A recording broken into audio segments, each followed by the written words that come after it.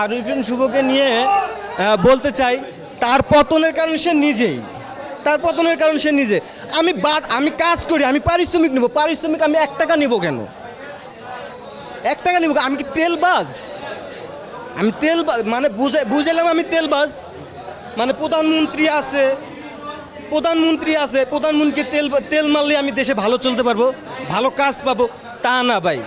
দর্শক হচ্ছে গিয়ে ভালো কাজ চায়।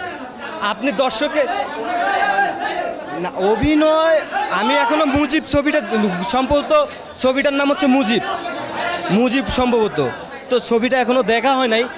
আর যে গ্রাফিক ছিল, যেগুলো ছিল সব কার্টুন ছিল, আসলে ওইভাবে দেখবও না। অভিনয় হয়েছে কিনা তা জানি না। আসলে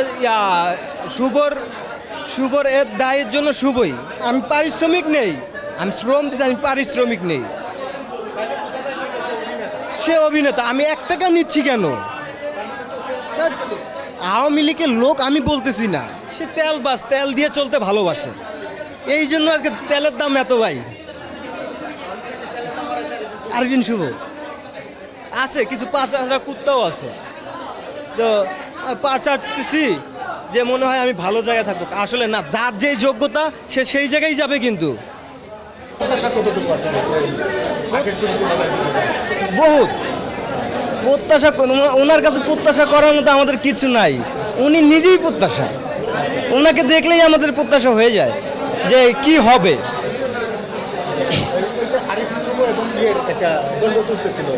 হ্যাঁ, এই বিষয়টা আমি বলতে চাই, এই বিষয়টা হচ্ছে রায়হান রাফি ঘটনা ঘটাইছে রায়হান রাফি। আসলে রায়হান রাফির ব্যাকিং নিয়ে আমার কোনো অভিযোগ নাই। রায়হান রাফির মেকিং অসাধারণ, মেকিং নিয়ে কোনো অভিযোগ নাই।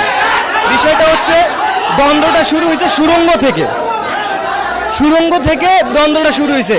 এখন মিডিয়ার সামনে এসে রায়হান রাফি বলতেছে সাকিবিয়ানরা যদি কিছু বলে এরবার সাকিব খান নেবে। সাকিব খান কেন নেবে? এর জন্য দায়ী আপনি না, আপনি শুরু করছেন আরফান নিশুকে দিয়ে, এখন শেষটাও আপনি করছেন। তাকে মাপ চাওয়া এই ছবিতে ঢুকাইছেন কিনা জানি না, আমি শুনতেছি আছে। দেখার পরে কিন্তু আমরা বুঝতে পারবো আছে কি না। তো এটা শুরু করছেন আপনি।